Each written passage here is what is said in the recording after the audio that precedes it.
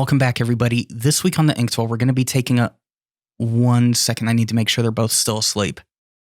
All right, so this week on the Inktwell, we're going to be taking a look at Colorverse Walk the Dog. This is a newish ink to help debut their new bottle style and to give us a little bit of joy in the ordinary. Now, listeners of the podcast, Two Guys, Zero Planners, and longtime subscribers of the channel will know that I've been campaigning for a good mid-sized bottle now for quite some time. And I'm going to call this a win. The new 30ml bottle has a shape that is kind of a departure from the normal teardrop shape.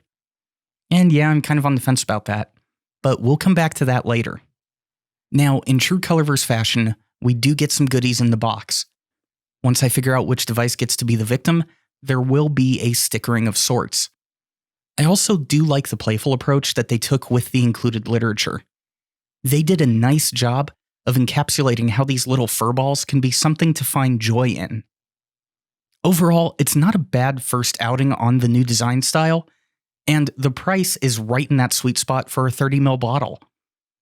Chalet has these priced at just under $11 with an MSRP of $13. Now, compared to the normal $30 or so that you pay for Colorverse, which, yes, I know you're getting 80ml of ink at that point, but still, this is a good price. Now, let's go ahead and get into the color, which for that, I do need my Endless Works notebook. All right, so I know Urban is going to disagree with me here, but looking at that ink drop, I think that Walk the Dog does a much better job at being Alt Goldgrün than Alt Goldgrün from R&K does. I get a much stronger Captain Kirk vibe here, and that's a good thing. If Captain Kirk was ink, Alt Goldgrün is kind of William Shatner, and Walk the Dog is Chris Pine, which, yeah, I do prefer the Chris Pine Kirk to the Shatnerverse. I'm sorry. Back to the ink, though.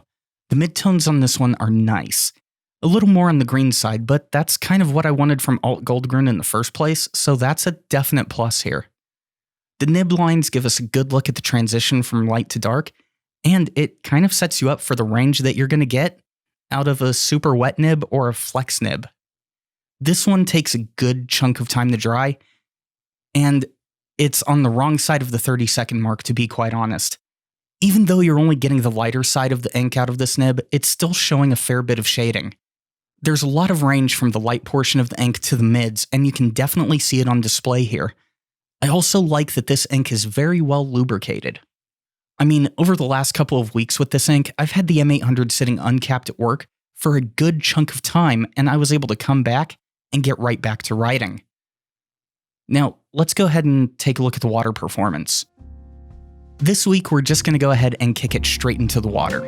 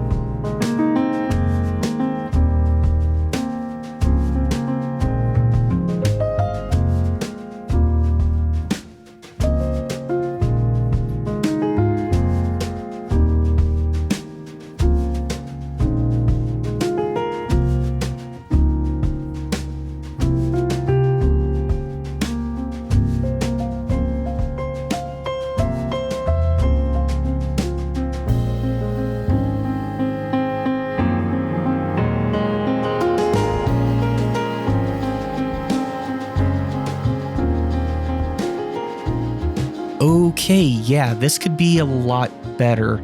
I would say that this ink is as far away from water resistant as you could possibly get without, just not writing on the paper at all. Okay, maybe not that extreme, but still, this is not good. I guess that's going to put us at reflection time. I'm going to switch it up and start with the cons as they were. I would like to, I would have liked to have seen the teardrop bottle with this 30ml. And I think we're partially missing out because of that.